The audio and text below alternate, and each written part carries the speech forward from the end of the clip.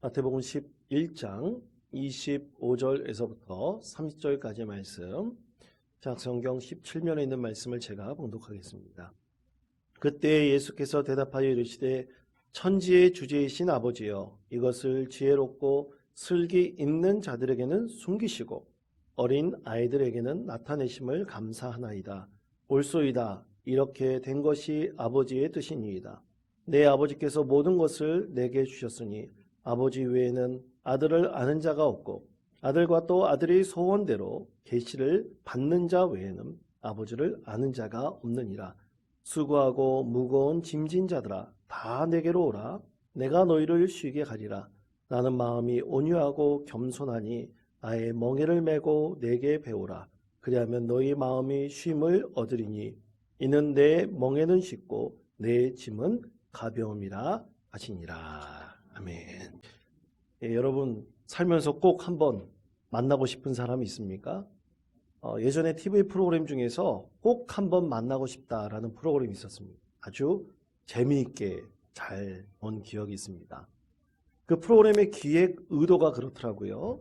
이 사람이 누군가를 만났을 때 첫눈에 반할 때, 여러분 첫눈에 반한 것 시간이 얼마 정도 걸리겠습니까? 최소한 1분 정도 걸린다고 합니다. 그러면 사랑에 빠질 때는 얼마 정도 걸릴까요? 1시간 정도 걸린다고 합니다.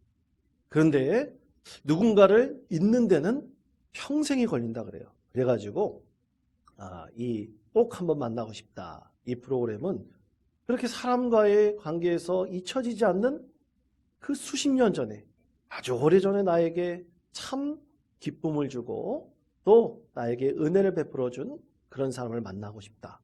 기획 의도가 바로 그런 것이었습니다. 근데 여러분, 우리 마음속에 먹먹하게 참 우리에게 감동을 주는 귀한 만남도 있지만 다시는 안 만났으면 좋겠다 생각하는 사람도 있습니다. 특히 첫사랑의 상처를 받은 사람들, 절대로 만나고 싶지 않은 그런 생각을 갖는 사람들도 있습니다. 여하튼 우리가 나에게 참 은혜를 베풀어 준 귀한 사람이 있으면 그 사람을 나중에 분명히 만나고 싶을 거예요. 나에게 귀한 가르침을 줬던 선생님이 있다면 그 선생님 만나고 싶고, 또 교회 학교에서 나에게 신앙을 가르쳐주고 또 예수님을 알려준 우리 귀한 성도가 있다면, 선생님이 있다면 그분을 만나고 싶을 겁니다. 그런데 여러분, 우리가 사람과의 관계도 그렇지만 어떤 장소도 그렇습니다.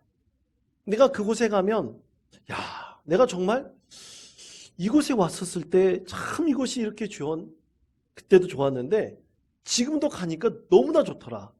또 방문하고 싶다. 그런 곳이 있습니다. 그렇죠, 여러분? 대표적으로 식당이 그렇습니다. 식당의 맛이 좋고 너무나 친절하면 다시 방문하고 싶어요. 꽤 오랜 시간이 흘러도 그곳에 다시 한번 가고 싶습니다. 어떤 관광지에 갔을 때 정말로 친절하고 맛있는 그런 집이 있으면 다음에 한번 저기 꼭 가봤으면 좋겠다.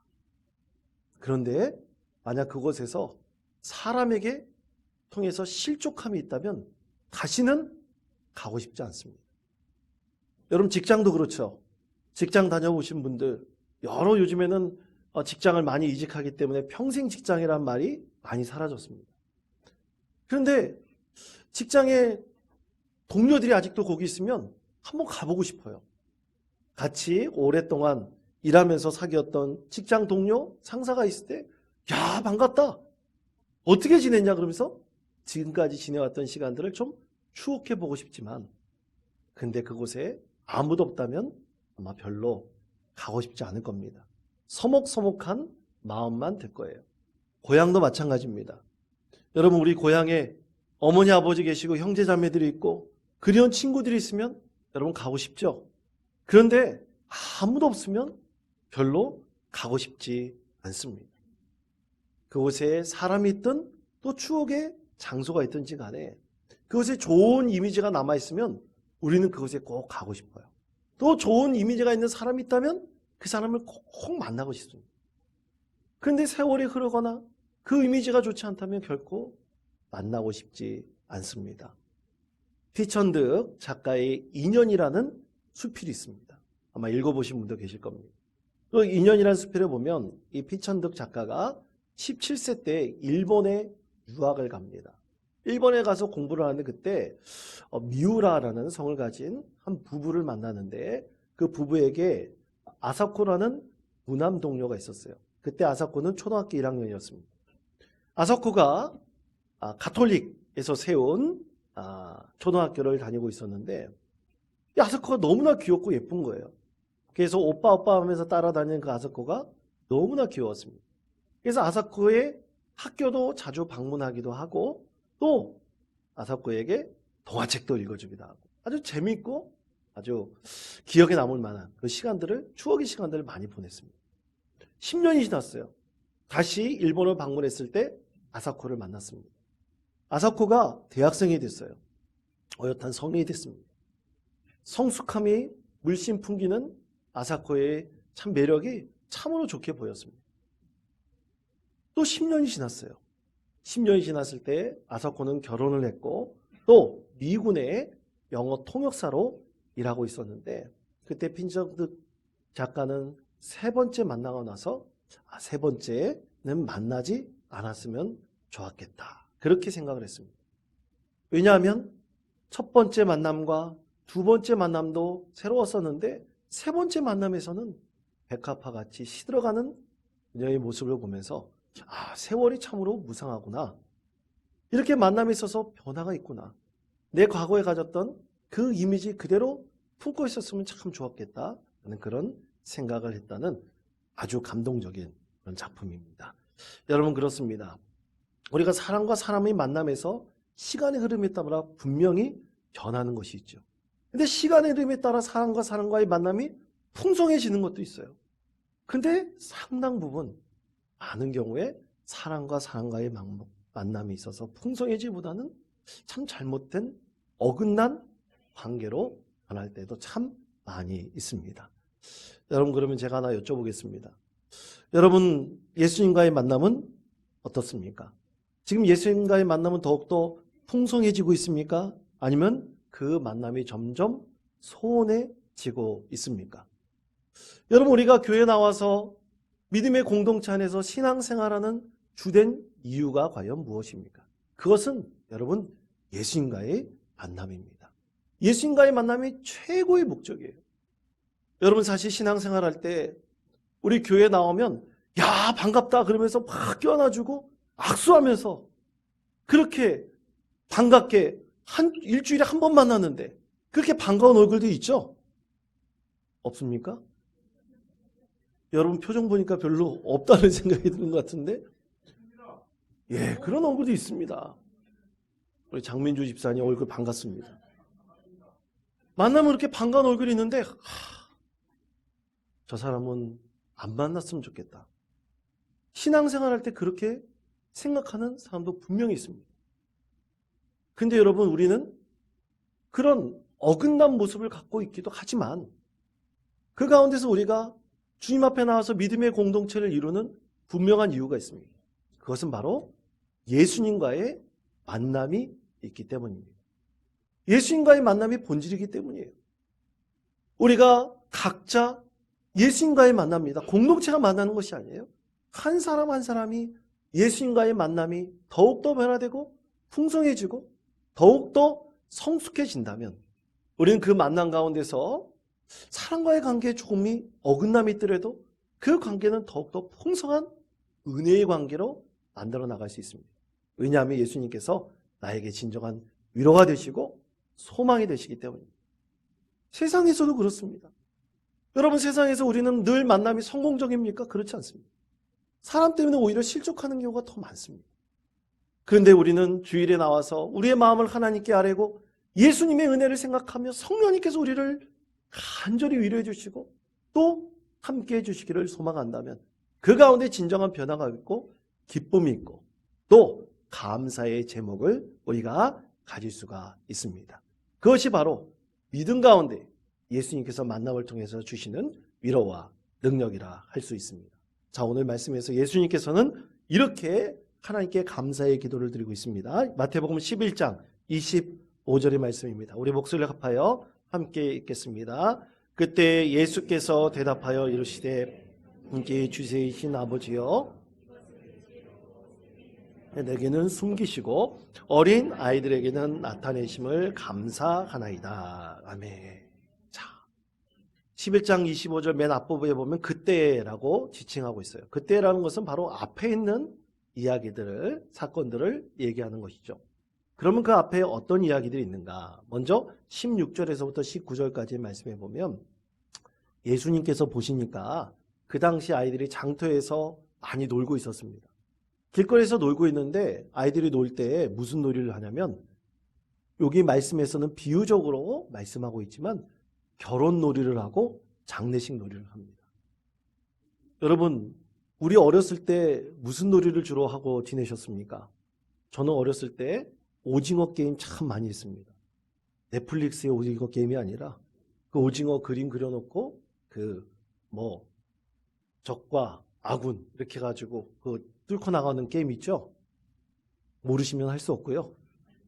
오징어 게임 많이 했고, 또 많이 했던 것이 구슬치기 많이 했습니다. 구슬치기 많이 해서 구슬 많이 따갖고 왔다가 아버지 어머니가 이렇게 무지 혼나기도 했었던 기억들이 있습니다. 요즘 아이들은 보니까, 아까도 보니까 예배 끝나고 나서 아이들이 곧바로 스마트폰 가지고 게임하더라고요. 동영상을 보기도 합니다. 아이들이 정서에 맞게 하는 게임들이, 놀이들이 다 있어요. 근데 여러분, 아무리 2000년 전이라고 보십시오. 무슨 놀이를 하고 있다고요? 결혼식 놀이하고 장례식 놀이를 합니다. 어떻게 애들이 결혼식 놀이와 장례식 놀이를 하겠습니까? 그만큼 세대가 참으로 복잡하고 참으로 패역한 세대였기 때문입니다. 주변에 죽는 사람들이 너무 많아요. 장례식을 너무 많이 봤어요. 그랬더니 아이들이 이제는 장례식을 자기의 놀이 삼아 놀고 있었습니다. 아이들의 모습에는 전혀 맞지 않는 정서적인 그런 놀이였던 것입니다. 둘째, 20절에서부터 24절까지 말씀해 보면 예수님께서 복음을 전하셔요. 어떤 도시에 가서 복음을 전하시는데 그 복음을 전혀 받아들이지 않는 사람들이 참 많이 있었습니다. 자, 마태복음 11장 21절의 말씀, 우리 화면에 있는 말씀을 다 같이 한 목소리로 읽겠습니다. 화 있을진저 고라시나 화 있을진저 베세다야, 너희에게 행한 모든 권능을 두로와 시돈에서 행하였더라면 그들이 벌써 베옷을 입고 제에 앉아 회개하였으리라. 아멘. 아무리 좋은 소리를 들려줘도 회개하지 않는 패역한 세대에 대해서, 또 도시에 살고 있는 사람들의 모습에 대해서 예수님께서 이렇게 비판을 하셨습니다. 그런데 상대적으로 그 안에서 어린아이와 같은 순전한 마음으로 예수님의 말씀을 받아들이고 회개하는 사람이 있었어요. 그들의 모습을 보면서 예수님께서는 너무나 감동을 받았습니다. 회개하지 않는 사람들이 참 많지만 그 가운데서도 회개하는 순전한 모습을 가지고 있는 사람들을 보면서 예수님께서는 감사 기도를 하나님께 올려드렸습니다. 얼마나 그들의 모습이 예뻤겠습니까? 이 패역한 시대에 복음을 받아들이고 복음 안에서 자라나는 믿음의 사람들의 모습을 보는 것이 예수님께서는 큰 감사의 제목이었습니다. 여러분, 어제 우리 아동부 아이들이 여름 성경학교를 무사히 마쳤습니다. 여러분, 벽에 보시면 그 여름 성경학교의 흔적이 있습니다. 제가 이제 부임한 지 5년 되었는데 여태까지 여름 성경학교를 본당에서 한 적이 없었습니다. 약 54명이나 되는 아이들이 참여했기 때문에 참 많은 아이들이 참여해서 1층에서 할 수 없어서 이 본당에서 돗자리를 깔아놓고 아이들이 여름 성경학교를 했습니다. 아이들이 막 뛰어놀고 또 기뻐하고 즐거워하는 모습이 너무나 감사한 큰 은혜였습니다. 특히 첫째 날 저녁 아동부 아이들과 함께 금요 겟세마네 기도회를 하는데 그 아이들의 한 모습 한 모습이 찬양하고 말씀을 듣고 기도하는 모습이 너무나 감동적이었습니다. 또 그 감동적인 모습이 하나님께 큰 감사의 제목이 되기도 했습니다. 사랑하는 성도 여러분, 그 모습이 얼마나 아름답고 복된 모습입니까? 우리 예수님께서는 이렇게 어린 아이들 또는 어린 아이와 같은 심령을 가지고 복음을 받아들인 그 모습을 보며 너무나 기뻐하고 너무나 감사하셨죠. 그러면서 이 패역한 세대들 가운데서 순전한 어린아이와 같은 모습으로 복음을 받아들인 사람에게 우리 예수님께서 선물을 주셨습니다. 너무도 귀한 선물을 주셨습니다.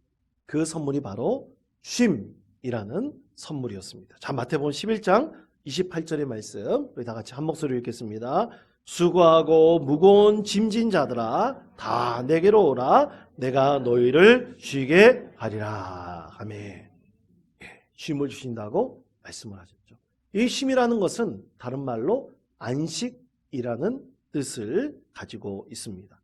여러분, 유대인들에게 쉬는 날은 무슨 날입니까? 안식일입니다. 그러니까 우리 예수님께서 쉼을 선언하셨어요. 그런데 여러분, 이상하지 않습니까? 예수님께서는 그 나라를 다스리는 통치자는 아닙니다. 왕은 아닙니다. 그런데 어떻게 예수님께서 이 안식이라는 것을 선물로 주실 수 있었을까요?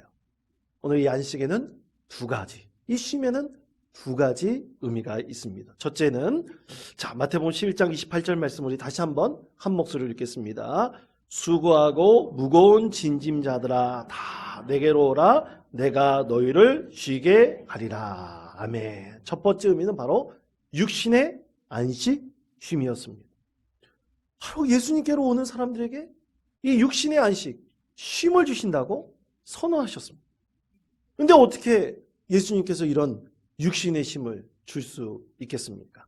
자, 이것을 이해하기 위해서 여러분 오늘 말씀을 듣는 사람들이 누구인가? 우리가 그것을 알아야 되는데 마태복음 11장 25절 하반 부분에서 이렇게 말씀합니다.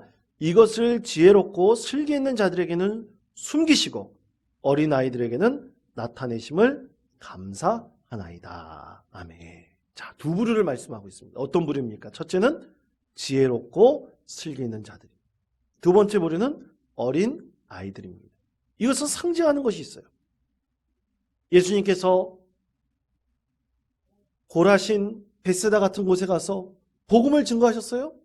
이 하나님의 말씀을 전했습니다.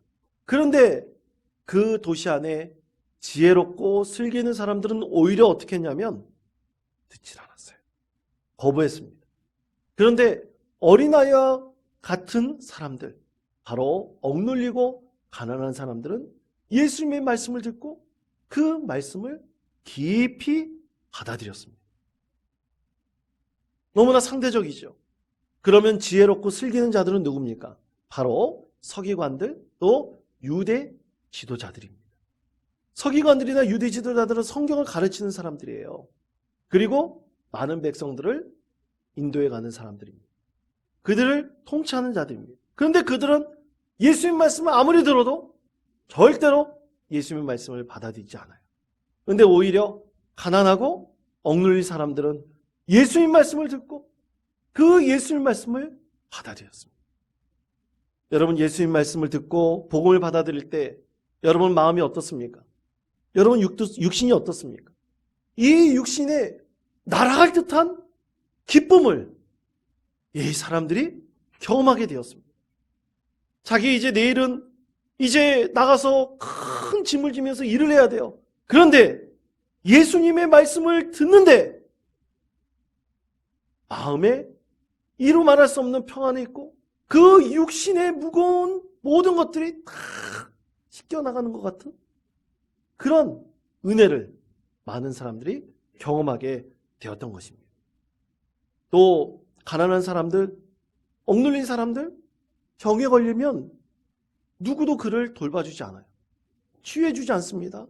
의사를 만날 수도 없어요. 특히 피부병에 걸려 한센병에 걸린 사람들, 제사장에 가서 이게 한센병 걸렸는지 안 걸렸는지 봐야 돼요. 근데 제사장들이 거들떠보지도 않습니다. 그런데 예수님께 나와 예수님께서 그의 머리에 안수를 하시거나 옷자락만 스치거나 해도 병이 나았습니다. 육신의 무거운 질병이 그만 놓여지게 되었습니다. 그것을 경험한 가난하고 억눌린 사람들이 어찌 예수 그리스도를 믿는 믿음으로 육신의 안식을 얻지 않을 수 있겠습니까? 여러분, 이것은 우리나라도 마찬가지였어요. 1950년대 나라가 이제 완전히 폐허가 되고 또 먹을 것이 없고 외국의 원조를 받아 살아가는 그런 시대 때 교회 가면 밥 한 끼 배불리 먹을 수 있었습니다.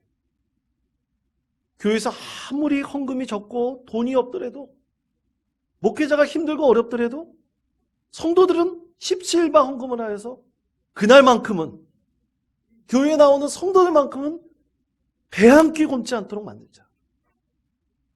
성도들뿐만이겠습니까? 가난한 거지들도 다 왔겠죠. 교회 나와서 예배 한번 드리고 그 예배 드린 다음 그들은 배불리 한 끼를 채우고 예배당 밖을 나갈 수 있었습니다. 그렇게 찾아온 이들이 하나님 말씀을 듣고 기도하면서 예배하는 가운데 어떤 사람들이 되었습니까? 그리스도인들이 되었습니다. 복음을 참으로 받아들이는 믿음의 사람이 되었습니다. 또 가난하고 너무나 힘들던 그런 시대에 의사 한 번 만나는 것 하늘의 별 따기였습니다. 치료받을 돈도 없습니다. 요즘처럼 의료보험 제대로 되어 있지 않습니다. 그때 고 조용기 목사님 같이 치유 집회 가면 병든 사람이 낫는 은혜를 얻었습니다. 치유의 은사가 있었습니다. 하나님께서 많은 환우들에게 소망을 주셨습니다. 교회에 나와서 목사님과 성도들이 함께 안수 기도를 하고 중보적 기도를 드릴 때 질병이 사라지는 큰 은혜를 경험하게 되었습니다.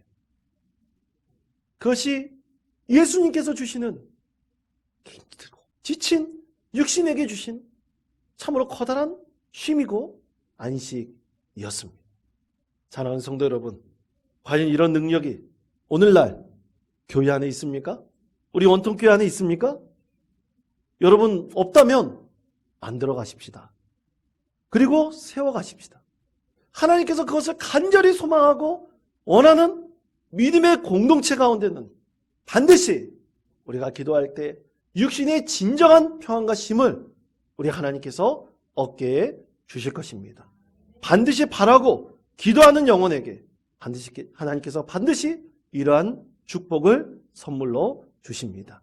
두 번째는 마음과 영혼의 쉼입니다. 자, 마태복음 11장 29절에서부터 30절까지 말씀을 우리 목소리를 합하여 함께 읽겠습니다. 나는 마음이 온유하고 겸손하니 나의 멍에를 메고 내게 배우라. 그리하면 너희 마음이 쉼을 얻으리니 이는 내 멍에는 쉽고 가벼움이라 하시니라. 아멘. 여러분, 어떻게 짐이 가벼울 수 있을까요? 그것은 멍에라는 단어의 뜻을 이해하면 우리가 알 수 있습니다. 여러분, 멍에라는 단어는 헬라어로 지그노미라는 그런 단어에서 유래했는데요. 이것은 서로 있다, 연결하다, 연합하다라는 뜻입니다. 예를 들어서 이제 말 한 필이 짐을 짊어지는 것보다 말 두 필이 짐을 짊어지는 것이 훨씬 더 가볍고 낫습니다. 소 한 마리가 끄는 것보다 소 두 마리가 끄는 것이 훨씬 낫죠. 그러기 위해서는 어떻게 해야 됩니까? 연결해야 돼요. 앞뒤로 하는 것이 아닙니다. 연결해서 소가 끌게 하거나 말이 말 위에 짐을 실어야 합니다. 우리 예수님의 멍에를 진다는 것은 바로 예수님과 연합하는 거예요. 예수님과 연합하면 예수님께서는 우리 인생의 무게의 짐을 예수님께서 져주십니다. 나누어 져주십니다. 이 세상의 근심과 걱정과 또 두려움에 짐을 지고 있는 우리의 삶의 자리에 예수님과 연합하면, 예수님과 함께하면 우리 예수님께서 그 짐을 나누어 주심으로 우리는 훨씬 가볍게 그 마음의 짐, 영혼의 짐을 우리는 쉽게 짊어지고 내려놓을 수가 있습니다. 철로 역정에 보면 천국을 향해 순례를 하던 크리스천이 이제 저 언덕 끝에 있는 십자가를 향해 가고 있었습니다. 그 길 양옆에는 울타리가 쳐져 있었는데 그 울타리는 구원이라는 뜻을 가지고 있는 울타리였어요. 낑낑대면서 이 짐을 짊어지고 크리스천이 저 언덕 꼭대기에 십자가 있는 데로 나아갑니다. 이제 고지가 얼마 좀만 가면 고지에 올라갈 수 있어요. 더 열심히 뛰어갔습니다. 달려갔습니다. 그런데 그 십자가 있는 언덕 좀 옆에 무덤이 있는데 무덤이 구멍이 뚫려 있어요. 열려 있었습니다. 크리스천은 그 무덤을 보지도 못하고 그 십자가를 향해 열심히 달려갔습니다. 그래서 드디어 언덕 위에 올라갔어요. 언덕 위에 올라간 순간 그의 어깨에 짊어지고 있던 짐이 스르르 풀려 내려가서 미끄러져서 그 짐이 무덤 속으로 쏙 들어가 버렸습니다. 더 이상 보이지 않았습니다. 크리스천은 자기의 어깨에 짊어졌던 그렇게 언덕 위로 올라가게 할 때 힘들었던 그 짐이 풀어짐의 홀가분함을 느끼고 즐거움이 넘치는 마음으로 이렇게 하나님께 고백했습니다. 주께서 괴로움을 당함으로 내게 평안을 주셨고 주님께서 목숨을 버리사 내게 영생을 주셨나이다. 그가 이렇게 고백할 때 그는 감격의 눈물을 흘렸습니다. 주님께서 나를 위해서 보혈의 피를 흘려주셨다는 그 감격에 그는 뜨거운 기쁨의 눈물을 흘렸죠. 그때 크리스천 앞에 세 사람이 나타나서 이렇게 축복을 선물로 주셨습니다. 당신에게 평안이 있을 것입니다. 바로 이 세 사람이 누굴까요? 저는 상상하건대 그것이 바로 삼일체 하나님이라고 저는 생각을 합니다. 사랑하는 성도 여러분, 주님께서 주시는 것은 바로 이러한 쉼의 선물을 우리 가운데 주십니다. 육신의 쉼을 주시고 마음과 영혼의 평안을 우리 가운데 선물로 주십니다. 우리가 주님의 은혜를 간절히 사모하고 소망하는 자에게 반드시 이 쉼을 허락해 주실 것입니다. 가장 중요한 것은 우리가 이것을 구하느냐 그렇지 않느냐에 달려 있습니다. 바로 우리의 마음먹기에 달려 있지 않겠습니까? 사랑하는 성도 여러분, 우리 주님 안에서 하나님께서 주시는 이 쉼을 선물로 얻으시는 믿음의 성도 되시기 축복합니다. 그것을 늘 구하십시오. 어떤 상황 가운데서 구하십시오. 그때 하나님께서 여러분 가운데 이 쉼을 선물로 주시고 이 세상에서 바꿀 수 없는 진정한 이 축복의 선물을 우리에게 허락해 주실 것입니다. 이런 축복의 선물을 받으시며 한 주간 믿음 가운데 승리하시는 복된 성도 되시기를 간절히 축원드립니다.